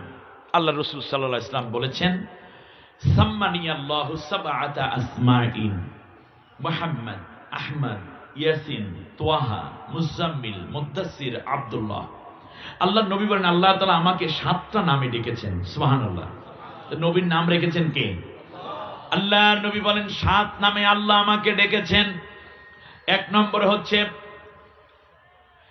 নম্বর হচ্ছে মুহাম্মদ, আবার আহমদ, আবার ইয়াসিন, আবার মুজাম্মিল, মুদ্দাসসির, তোয়াহা, আব্দুল্লাহ। কোরআনের মধ্যে 25 জন নবীর নাম এসেছে। সব নবীকে আল্লাহ রাব্বুল আলামিন নাম ধরে ধরে ডেকেছেন, কিন্তু আমার আপনার নবীর নাম এসেছে কোরআনের মধ্যে মুহাম্মদ শব্দটা আছে 4 বার, আহমদ শব্দটা আছে 1 বার। কিন্তু আল্লাহ রাব্বুল আলামিন কোন জায়গায় ইয়া মুহাম্মদ বলে ডাকেন নাই, বরং আল্লাহর যখন ডাকার দরকার হয়েছে কখনো ডেকেছেন ইয়া আইয়ুহান নবী, কখনো ডেকেছেন ইয়া আইয়ুহার রাসূল। সুবহানাল্লাহ। ইয়া আইয়ুহান নবী, ইয়া আইয়ুহার। আবার কখনো ডেকেছেন আল্লাহর নবী এমন শীতের দিনে কম্বল বড়ি দিয়া ঘুমায়, আল্লাহ রাব্বুল আলামিনের ডাকার প্রয়োজন হলো, আল্লাহ সুবহানাহু ওয়া তাআলা বললেন ইয়া আইয়ুহাল মুজাম্মিল, ও কম্বলাবৃত। সুবহানাল্লাহ, কি মায়ার ডাক। আবার কখনো ডাকা দরকার হলো ড্রাই সিজন, বসন্তকাল, আল্লাহ নবী সাল্লাল্লাহু আলাইহি ওয়াসাল্লাম শেষ রাতে নিতের পাতলা চাদর মুড়া দিয়ে ঘুমায়, আল্লাহ রাব্বুল আলামিন নবীকে ডাকার জন্য ইয়া মুহাম্মদ বলেন নাই, বরং ডাক দেন ইয়া আইয়ুহাল মুদ্দাসসির কুম ফাআনযির ওয়া রাব্বাকা ফাকাব্বির। ও চাদর আবৃত, তুমি দাঁড়াও, তোমার ঘুমের সময় নাই, অচিরি তুমি বেরিয়ে পড়তে হবে, মানুষকে সত্যের দাওয়াত নিয়ে বেরিয়ে পড়তে হবে, তোমার ঘুমের টাইম শেষ। সুবহানাল্লাহ। ইয়াসিন, এই তাকান, খুব ঠান্ডা মাথায় কথাগুলো নিতে হবে। ইয়াসিন শব্দের অর্থ হলো, ইয়া অর্থ হে, ইয়া অর্থ কি? হে, ও হে, এই ভাই বলেন, এই যে এই বলে একটা ডাক দেই, এইটার নাম কি? ইয়া। আরবিতে কি বলে এটাকে? সিন দ্বারা তাফসিরে ইবনে কাসির থেকে নিয়ে রুহুল মানি হয় যত বড় তাফসির গ্রন্থ আছে ঐতিহাসিক সবাই বলেছে সিন মানে সাইয়েদ। সাইয়েদ অর্থ নেতা, সাইদ অর্থ কি? জোরে বলে। হে নেতা, হে আল্লাহু আকবার। কে ডাকতেছেন নেতা? আল্লাহ তাআলা বলছে ইয়া সাইয়েদ অর্থ ইয়া সিন। এই ইয়াসিনকে সবাই আমরা কি সুপারিশকারী বানাতে চাই সূরাটা? তাহলে আমাদেরকে ইয়াসিনের উপর আমলটা শুরু করি প্রথমে। ইয়া সাইয়েদ অর্থ হে নেতা, ও লিডার। নেতাকে ইংলিশে কি বলে? লিডার। খুব মস্তিষ্ক পরিষ্কার করে কথা শুনুন, মজা পাবেন। হে নেতা, নেতা বানাইলেন কে? জোরে বলেন। পৃথিবীর কেউ বানিয়েছে? এই পৃথিবীতে যত নবী এসেছেন তারা ছিলেন জাতির লিডার, জাতির নেতা। এই জন্য জাতির নেতা তৎকালীন যারা ছিল সবাই ওই নবীদের উপরে ক্ষিপ্ত হয়েছে। ফিরাউনের সময় ফিরাউন ছিল জাতির লিডার, মুসা আলাইহিস সালাম আসলেন নেতা হয়ে। ফিরাউন বলল আফআলতা ফাআলতা কাল্লাতি ফাআলতা ইন্নাকা মিনাল কাফিরিন। নাউযুবিল্লাহ। কে মুসা, তুমি যা করার তো করে যাচ্ছ, তুমি একটা চূড়ান্ত কাফের। কাফের ফতুয়া দেশে কে? কারে দেখছেন? নবীকে কাফের ফতুয়া দেশে কে? ফেরাউন। এই জন্য মুসা আলাইহিস সালাম কাফের হয়ে গেছে নাকি? ঠান্ডা মাথায় বুঝবেন। মুসা আলাইহিস সালাম বললেন, কাফের কাও আর কুফের কাও অত কিছু বুঝি না, যা বলছি তাই শোনো, কলমা পড়ো, আন্নাল খবর আছে। মুসা আলাইহিস সালামের কথা শুনে ফিরআউন বুঝতে পেরেছে রাসূল এসেছে মানে আমার দিন শেষ। সাথে সাথে সে সিংহাসন থেকে দাঁড়িয়ে গেল, দাঁড়িয়ে বলল, যারুনি আক্তুল মুসা ওয়ালিয়াদু রাব্বাহু ইন্নী আখাফু আইয়ুবাদদিলা দীনাকুম ওয়া ইউখরিজুকুম মিন আরদিকুম হাযা। চারটা কথা বলেছে ফিরআউন প্রথম দাওয়াত শুনি। শুনতেছেন না আপনারা? কয়টা কথা বলছে? এক নম্বর হলো যারুনি, আমাকে ছেড়ে দাও, আক্তুল মুসা, আমি মুসাকে এখনই হত্যা করে ফেলবো। কথা নাই বার্তা নাই, হঠাৎ করেই কি? এর মানে ফেরাউন ভালোভাবে বুঝতো মুসার টার্গেট কি। অতএব এখন যারা কোরআনের সত্যিকার দাওয়াত দেবে তাদেরকে হত্যা করে ফেলবে, আর মুসার গোষ্ঠী হিসাবে আপনি চিহ্নিত হবেন না, আপনি হত্যা করবেন, তা বুঝি কেমনে? অপরদিকে যারা কোরআন দাওয়াত দিবে তাদেরকে যদি হত্যা করাও হয় কিংবা ছেড়েও দেওয়া হয়, তারপরেও তারা মুসার উত্তরসূরি, তাই বা বোঝার বাকি থাকবে কি? এখনই আমি তারা হত্যা করে ফেলি। ইন্নী আখাফু আইয়ুবাদদিলা দীনাকুম। ফিরআউন বলল, ও মন্ত্রীরা এখনো দাঁড়ায় রইছে কেন? আমার ভয় হচ্ছে মুসা যদি এইভাবে কাজ চালিয়ে যেতে পারে তাহলে দেশের সংবিধানটা পরিবর্তন কইরা ফেলবে। আমরা যে নষ্ট সংবিধান বানাইয়ে রাখছি এটা থাকবে না, সংবিধান হয়ে যাবে কারটা? আল্লাহটা। আর চতুর্থ কথা বলতে গিয়ে সে আরো বলল, আয়ুখরিজুকুম মিন আরদিকুম হাযা, তোমাদের সবাইকে এই দেশ থেকে বের করে দিবে। আমাদের দেশেও কিছু বুদ্ধিজীবী নামের পরজীবীরা বলে কোরআনের শাসন যদি প্রতিষ্ঠিত হয় আর যদি কোরআনের কাফেলারা ক্ষমতায় আসে, এই দলটা ক্ষমতায় আসলে দেশের মধ্যে কোনো হিন্দু রাখবে না, বৌদ্ধ খ্রিস্টিয়ান রাখবে না। চরম মিথ্যা কথা, একটা মিথ্যা প্রপাগান্ডা, একটা অপপ্রচার, ঠিক কিনা বলে? বরং তারও জামাই আদরে থাকবে। নবীজি বলেছেন, মান আযা যিম্মিয়ান ফাআনা খসবুহু। যারা একটি ইসলাম অধ্যুষিত মুসলিম জনপদে যারা অমুসলিমদেরকে অত্যাচার করবে, যে ব্যক্তি আমার উম্মত হোক, ইমানদার হোক, তার বিরুদ্ধে আমি কিয়ামতের দিন আল্লাহর কাছে মামলা দায়ের করব। আর এই হাদিস জানার কারণেই 700 বছর পর্যন্ত ভারতকে শাসন করেছে মুসলমানেরা। একটা গির্জা ভাঙ্গা হয় নাই, মন্দির ভাঙা হয় নাই, প্যাগোডা, গুরুদ্বারা, সিনাগো ভাঙ্গা হয় নাই। কিন্তু 1947 সালে যখন মুসলমানদের হাত থেকে দালালি করে এই বাবুরা ক্ষমতায় চলে গেল, সেখান থেকে নিয়ে মাত্র কয়টা দিন হলো, 100 বছর পুরা হইল না। 47 থেকে 2020 কত হয়? মাত্র কয় বছর হইল? 60, 73, 74 বছর। এই 73-74 বছরের মাথায় এসে দাদা নরেন্দ্র মোদী বলতেছে ভারতে মুসলমান থাকতে দেবে না, কাশ্মীরে হত্যা করে, পশ্চিমবঙ্গে হত্যা চালায়, কলকাতায় মুসলমানদের উপর নির্যাতন। 100 বছর কোলে রাখতে পারলা না মুসলমানদেরকে, তোমাদেরকে 700 বছর মুসলমানরা লালন পালন করে তোমাদেরকে টিকিয়ে রেখেছে। যদি মুসলমানরা চাইতো একটা মন্দির, একটা গির্জা ভারতে থাকতো না, একটা হিন্দু মাইক্রোস্কোপ দিয়ে খুঁজে পাওয়া যেত না। কিন্তু আল্লাহর নবী বলেছেন অত্যাচার করা যাবে না। অতএব ইসলাম শিখিয়েছে এটা, মসজিদ ভাঙিয়া মন্দির বানাও। তোমাদের একটা মন্দিরও তারা ভাঙে নাই মুসলমানেরা, ঠিক কিনা কও? অতএব মনে রাখতে হবে ভারতের জন্য হিন্দুরা শাসক হিসাবে মানানসই না, উপযুক্ত না। ভারতে হিন্দুদেরও বোঝা দরকার যে মুসলমানরাই কেবল পারে ভারতে শান্তি স্থিতিশীলতা বজায় রাখতে। আমার বন্ধুগণ খেয়াল করুন, কোন জায়গা থেকে যেন ঢুকলাম এখানে। ফিরআউন বলল, ওয়ায়ুখরিজুকুম মিন আরদিকুম হাযা, এই দেশ থেকে তোমাদেরকে বের করে দিবে। এইটা হলো পাবলিকের মধ্যে একটা ভুল মেসেজ দেওয়া, ঠিক না? এই কথা অনেকে, এটা পলিটিক্যাল একটা বক্তব্য। আমার একটা প্রশ্ন করি, দেখি তো পারেন কিনা আমাদের সাতকানিয়ার ভাইরা, ব্রেন তো খুব শার্প আপনাদের।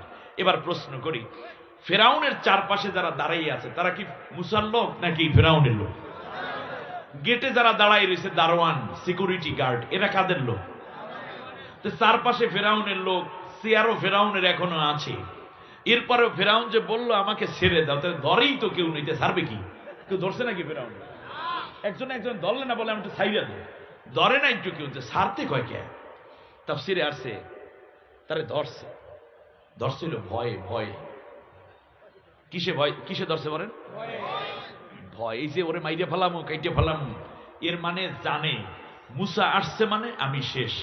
অতএব যদি দেখেন আপনার উপর অত্যাচার করতেছে, নির্যাতন করতেছে, মামলা হচ্ছে, হামলা হচ্ছে, ফাঁসি হচ্ছে, গুম হচ্ছে, খুন হচ্ছে, আপনার উপরে পীড়ন হচ্ছে, মনে রাখবেন আপনাকে ভয় করার কারণে এই কাজগুলো করে। আর যারাই ভয় দেখাতে পারে তারাই হলো বীর পুরুষ। ঠিক কিনা?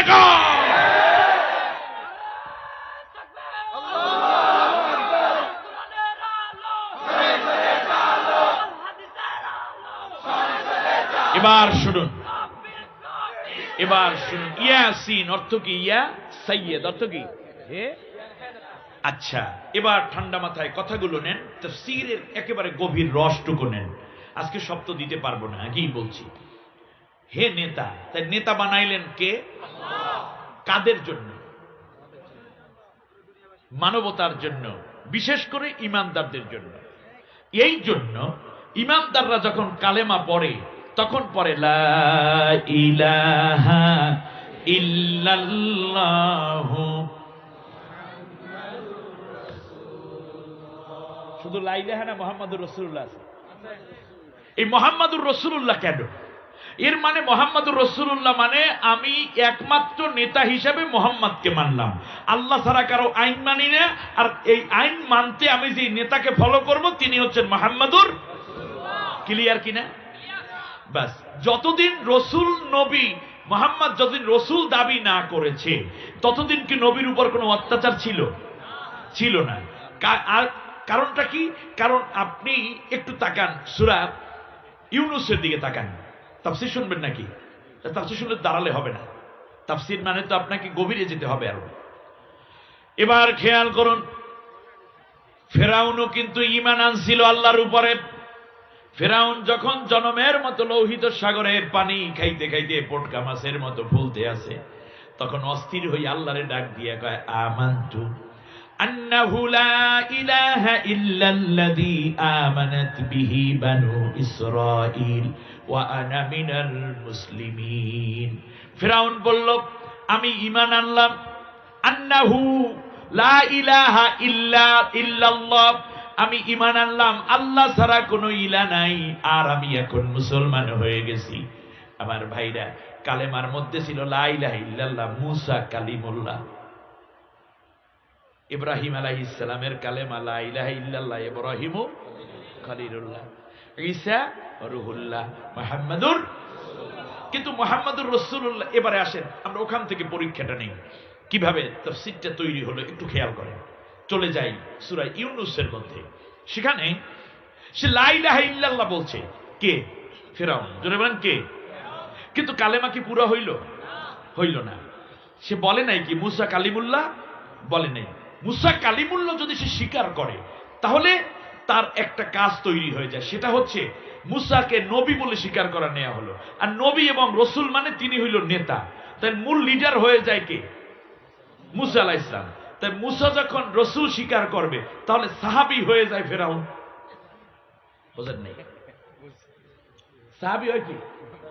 ফেরাউন। যেমন যখন মুহাম্মদ সাল্লাল্লাহু আলাইহি ওয়াসাল্লামকে রসুল বলে স্বীকার করেছেন আবু বকর, তাহলে আবু বকর রাদিয়াল্লাহু তাআলা আনহু নবীর কি?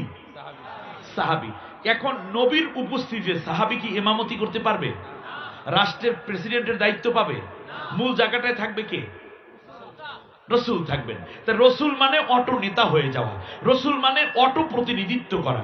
আর রসুলকে যে স্বীকার করে তারা কি হয়ে যান? সাহাবী হয়ে যান। ফিরাউন দেখতেছে লা ইলাহা ইল্লাল্লাহ পর্যন্ত ঠেলে মিলে করা যায়, কিন্তু মুসা কালিমুল্লাহ বললে মিশরের প্রেসিডেন্ট আর আমি থাকি না, প্রেসিডেন্ট হয়ে যায় মুসা আর আমি হয়ে যাই তার সাহাবী। এই কারণে কলমাটা পড়ে নেই। এমনি বোঝে এই নবী যে ঠিক আছে, সবকিছু বোঝে। ওই আবু জেহেলের অবস্থাও ঠিক ওই রকমই, কিন্তু আপনি আমি কালেমাটা কি বুঝলাম? ইয়াসিন মানে হে নেতা। নেতা বানাই দিলেন কে? আল্লাহ রাব্বুল আলামিন এবার আসেন, বলতে পারেন হুজুর নবীর সাহাবীরা সাহাবী, আমরা কি? হ্যাঁ, এবার আমাদের পরিচয়টা লই, আমরা হইলাম উম্মত। আমরা কি উম্মত হইছি? কাকে নেতা মাইনা? তার রাসূলের আমরা কি উম্মত? উম্মত মানে তাহলে আমি কার অনুসারী? উম্মত শব্দের অর্থ হলো দলীয় কর্মী। জোরে বলেন কি? উম্মতের আরবিতে কি? আরবি অর্থ উম্মত অর্থ কি? দলীয় কর্মী। আর দলকে আরবিতে বলে মিল্লাত। দলকে আরবিতে বলে, আমাদের একটা মিল্লাত, মুসলিম একটা কি মিল্লাত। আর এই মিল্লাতের জাতির পিতা মিল্লাত। এই কান খারা, কানটা কান পরিষ্কার করেন ভালো করে, অনেকদিন পর এই তাফসীর শুনতেছেন, কান পরিষ্কার করেন, খুব ভালো লাগবে। মিল্লাত আবিকুম ইব্রাহিম হুয়া সাম্মাকুমুল মুসলিমিন। It is the cult of your father Ibrahim. It is he who named you Muslim. তোমাদের জাতির পিতা ইব্রাহিম। তাহলে কোরআন থেকে আমরা মিল্লাত পেয়ে গেলাম নাকি? তাই মিল্লাত অর্থ কি? একটা জনগোষ্ঠী, একটা দল। তোমাদের জাতির পিতা হবে কে? ইব্রাহিম। মুসলমানদের জাতির পিতা আর কেউ নাই। আল্লাহ ভালোভাবে জানেনই জাতির পিতা নিয়ে একটা ঝামেলা করবে কিছু কিছু লোকেরা। অতএব মুসলমান যারা, তাদের জাতির পিতা আমি নিজে বানাইয়া দিলাম, পরে যেন আমার এই আয়াত অস্বীকার করে কাফের হয়ে না যাও। বি জাতি, অন্য জাতির হাজার কোটি জাতির পিতা থাকতে পারে, কিন্তু মুসলমান হলে আপনার জাতির পিতা একজন। তিনি কে? বানাই দিয়েছেন কে জাতির পিতা? আমাদের নবী মুহাম্মদ সাল্লাল্লাহু আলাইহি ওয়াসাল্লামের জাতির পিতা কে? আবু হানিফা রাহমাতুল্লাহ জাতির পিতা কে? ঈসা আলাইহিস সালামের জাতির পিতা কে? সব নবীদের, এই যে ইব্রাহিম আলাইহিস সালাম থেকে নিচে যারা আছেন সবাইরই জাতির পিতা হিসেবে কাকে মানা হবে? ইব্রাহিম আলাইহিস সালামকে। আপনি নতুন বানাইতে পারেন, এটা মন গড়া এবং এটা কুফরি, আল্লাহর সিদ্ধান্তের বাইরে চলে যাওয়া হয়েছে, ঠিক না বলেন? তওবা করে অন্য সব জাতির পিতা বাদ দিয়ে ইব্রাহিমকে মেনে নেন, এটাই শান্তি। ব্যাস। তাহলে মিল্লাত পাইলেন, এবার উম্মত। উম্মাহ শব্দের অর্থ হলো দল এবং গোষ্ঠী। তাহলে আমরা হইলাম উম্মত, ঠিক কিনা বলেন? উম্মত অর্থ কর্মী বাহিনী। আমরা হইলাম তাহলে কর্মী বাহিনী, ঠিক না? আচ্ছা, আমরা কার কর্মী বাহিনী? বোঝে না, ভালো করে বলেন একটু, কার কর্মী বাহিনী আমরা? মুহাম্মাদুর। কারণ আমরা নবীর উম্মত। উম্মত মানে কর্মী, ওয়ার্কার। তাহলে আমরা কার ওয়ার্কার? নবীর ওয়ার্কার। এটা কি শুধুমাত্র আপনি এখন বলতেছেন, না কলমার মধ্য থেকে নিয়ে আসছেন? এটাকে কালমা পড়ার মধ্য থেকে তো এটা নিয়ে আসছেন নাকি? হ্যাঁ, বাস, তাহলে পাইলাম এটা দুইটা। তৃতীয় আরেকটা জিনিস দেখি এখন, এই উম্মত এবং মিল্লাত। আমরা যে মিল্লাতের মধ্যে, মিল্লাতে একটা দল, আর এই দলের লোকদেরকে বলা হয় উম্মত। কবরের মধ্যে যখন রাখা হয় তখন একটা দোয়া পড়া হয়। আমার দেশে যত সরকার এসেছে, মন্ত্রী, এমপি, প্রধানমন্ত্রী, ডিসি, এসপি, র্যাব, গোয়েন্দা, সেনা, নৌ বিমান, সেখান থেকে নিয়ে ডিবি হয়ে রিক্সা চালক, ভ্যান চালক, কৃষক, শ্রমিক, মজুর এবং ইউনিভার্সিটি, হাই স্কুল, কলেজে যে যেখানে পড়ে না কেন, যদি মারা যায়, নারী পুরুষ যা হোক, কবরে রাখার সময় একটা দোয়া পড়া হয়। দোয়াটা কি আপনারা জানেন? বলেন, বিসমিল্লাহি ওয়া আলা মিল্লাতে। এখান থেকে মিল্লাত আবার পাইলাম নাকি? কারণ আমি উম্মত হইলাম নবীর, এই জন্য নবীর মিল্লাতে আছি। কথা বলেন, নবী আমার আদর্শ, এই কারণে আমি আদর্শের কর্মী। এখন আপনি খেয়াল করুন, আপনাকে কবরের মধ্যে রাখা হচ্ছে, কত বড় একটা মিথ্যা কথা বলে প্রথম কবরের জীবন শুরু। বলা হয় বিসমিল্লাহে, আল্লাহর নামে, ওয়া আলা মিল্লাতে রাসূলিল্লাহ, নবীর দলে রেখে গেলাম। এখন আপনি নবীর দলের লোক কিনা? দুনিয়ায় যদি নবীর আদর্শ কায়েমের দলে না থাকেন, আপনি হইলেন কার্ল মার্কসের আদর্শ কায়েম করতে চান, আপনি হইলেন সমাজতন্ত্রের লিডার,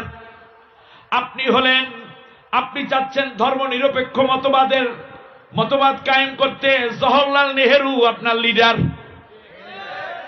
আপনি চান সংকীর্ণ জাতীয়তাবাদ কায়েম করতে, আপনার লিডার সে হবে। কখনো লেনিন, কখনো মাও সেতুং, কখনো ডারউইন, কখনো ফ্রয়েড, কখনো হেগেল আপনার নেতা হয়ে যায়। আপনি যদি মুহাম্মদুর রাসূলুল্লাহর উম্মত হইতেন তাহলে আপনি চিৎকার করে বলতেন, আমার নেতা তোমার নেতা বিশ্বনবী মুস্তাফা রাসূলের আদর্শ ভুলি নাই, ভুলবো না, ঠিক কিনা কন? কিন্তু দুনিয়ায় আপনি যদি নবীর আদর্শের সৈনিক না হন তাহলে তো আপনি কবরের মধ্যে রাখলো নবীর দলের মধ্যে, আপনি তো নবীর দলের লোক না, একটা মিথ্যুক, ঠিক কিনা কও? তাহলে আপনার লাশ শুরু হলো মিথ্যা দিয়ে। আর আপনি যে মিথ্যুক সেটা প্রমাণের জন্যই কবর থেকে নবীর রওজা থেকে আপনার পর্যন্ত আপনার সামনে নবীর চেহারা মোবারক দেখানো হয়ে জিজ্ঞেস করা হবে, হাল তারিফ মান হাযার রাসূল, তুমি নেতারে তো সবাই চেনো, তার কারণ যে যার নেতৃত্ব মেনে নেয় তার ছবি, তার আদর্শ, তার লেখনী, তার পড়া, তার স্বপ্ন, তার চিন্তাকে তারা ধারণ করে কর্মীরা ময়দানে দীর্ঘ সময় বছরকে বছর কাজ করে, ঠিক না বলেন? কিন্তু আপনার শয়নে স্বপনে ঘুমে জাগরণে মাথার উপরে ছবি, বুকের মধ্যে নেম প্লেট, ঘরের সামনে ভাস্কর্য, রাস্তায় রাস্তায় মূর্তি, বই পড়েছেন নেতা, তার মতো কোট পরেছেন, তার মতো চশমা লাগাইছেন। আপনি তো রাসূল সাল্লাল্লাহু আলাইহি ইসলামের আদর্শের লোক হতে পারেন না, কারণ আপনার শয়নের স্বপনে ঘুমে জাগরণে কোন জায়গায় তো রাসূল নাই, সব জায়গায় তো আপনি অন্য নেতার নামে স্লোগান দিয়েছেন। বরং যারা আল্লাহর নবীর আদর্শ কায়েমের জন্য স্লোগান দিত আপনি তাদেরকে পিটাইতেন, জেল দিতেন, মিথ্যা মামলা দিতেন, অত্যাচার করে ঘরবাড়ি ছাড়া করেছেন, ঠিক কিনা কও?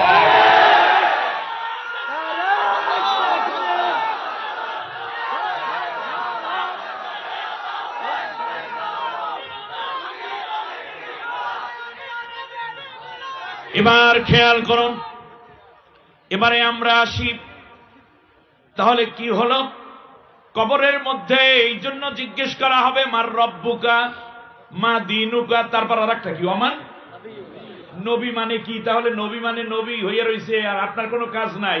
নবীকে আল্লাহ বলছেন তুমি নেতা, নেতা বানাইছে কে? আসেন, সিলেক্ট করছে কে? আল্লাহ তাআলা। কাদের জন্য? আচ্ছা, এইবারে আরো গোড়ায় আসে, যেমন জাতীয় নির্বাচনে এখন তো ইউনিয়ন কাউন্সিলে পর্যন্ত মার্কা দিয়ে দলের নির্বাচন হয়। জাতির মধ্যে বিভেদ এবং মারামারি তৈরি করার ষড়যন্ত্রের চূড়ান্ত দলিল হচ্ছে ইউনিয়ন কাউন্সিল পর্যন্ত আইসা মার্কা দিয়ে নির্বাচন করা। এতে সহিংসতা বেড়েছে। রাজনীতিবিদরা কথা বলেন, কিসের রাজনীতি করেন? ঘরে ঘরে মারামারি কাটাকাটি ঢুকাই দিয়েছে মার্কা। নিরপেক্ষভাবে সবাই যে যা দল হোক হোক, মার্কা যখন ঢুকছে সাথে সাথে অত্যাচার বেড়ে গেছে। যাই হোক, আমরা আবার পরের কথায় আসি। আচ্ছা, কেন্দ্র থেকে মনে করেন আপনাদের এখানে এই এমপি সাহেবের নাম জানো কি? ইরফানুল করিম সাহেব, নামটা খুব চমৎকার। হ্যাঁ, ও আবু রেজা মোহাম্মদ নিজামুদ্দিন নদভী, অত্যন্ত ভালো মানের আলেম এবং তিনি আলেম পরিবারের সন্তান, তার ঐতিহ্য আছে। আমি একটা ছোট্ট গল্প বলে যাই। আমাকে যখন তীরটা মেরেছিলে শিকারি, তখন আমি ব্যথা পাইনি, যদিও আমার কলিজাটা ছিদ্র হয়ে বুকের পাশ দিয়ে এক দিক থেকে তীর ঢুকে আর এক দিক থেকে বেরিয়ে গেছে। পাখিটা বলতেছে, আমি তখনও ব্যথা পাইনি। যখন প্রাণ পাখি বেরোয় যায় পিছনের দিকে তাকিয়ে দেখি যে আমাকে তীরটা ছুঁড়েছে সে আমারই একজন প্রিয় বন্ধু।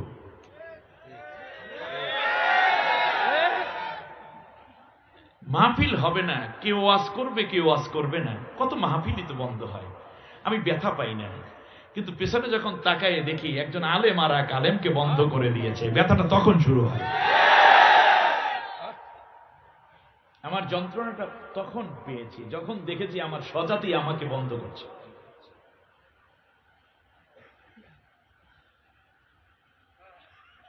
চার বন্ধু ইউনিভার্সিটিতে পড়ে, তো কক্সবাজার আসছে বেড়াতে। কষ্ট হচ্ছে আপনার? তো অনেক হোটেল, দামি দামি হোটেল করছে না, তার মধ্যে একটা হোটেলে লেখা আপনারা খেয়ে যান, দাম দেবে আপনার নাতিরা। কথা বলছেন না?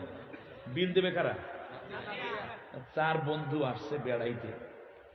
এইরকম যদি সুযোগ দেখে তাহলে স্বাভাবিকভাবেই কি হয়, পেটের ক্ষুধাও বাইরে যায় আর খাবার যা আছে সব খাওয়া শুরু করে, ঠিকই নয়? দুষ্ট ছেলে পান ইউনিভার্সিটিতে পড়ে, কয় দোস্ত বলদ একটা পাইছি বাংলাদেশের সেরা, বলদে যদি নোবেল পুরস্কার দেয় তাই এর দেয়া দরকার। যে খাওয়াটা খা জম্মের মতো, সামুদ্রিক মাছ যা আছে ভাজি রান্না সব খাইছে। এরপরে কালিয়া কোপ্তা কাবাব স্বামী কাবাব ফালুদা রেজালা যা আছে সব খাইছে। শেষকালে একটা 7 আপ দে খাইলে। এরপর মহেশখালীর পান্ডা একটু দে, টেকনাফের চুন দিয়ে দিস, বরিশাল্লা চুন, টেকনাফের সুবারি দিয়ে দিস, পারলে একটু জর্দাও দিস, তবে ঘুরে ধরে না যে দিস। খাইয়া দাইয়া চার দোস্ত খুব আড্ডা, বের হয়ে যাচ্ছে। তার সামনে দারোয়ান তো থাকে নাকি, দারোয়ান বলে এই ক্যাশের সাথে দেখা করেন। তারপরে লেখা আছে স্পষ্ট অক্ষরে, আপনি খেয়ে যান, বিল দেবে আপনার নাতিরা। কোনো চিন্তা নেই, বিয়েই করি নেই, বিয়ে করব বাচ্চা হবে, আবার আবার আইনের ফাঁক দিয়ে চিন্তা করবো এটা জির ঘরের নাতি না পুতের ঘরের নাতি, তাও তো লেখা নেই। কথা বোঝেন নাই? তো বলছে স্যারের সাথে দেখা করে যান, মেসেজ মানে ম্যানেজারের সাথে কথা বললে যান, আপনারা খাইয়ে গেছেন সেই নামও তো লিখে নাই।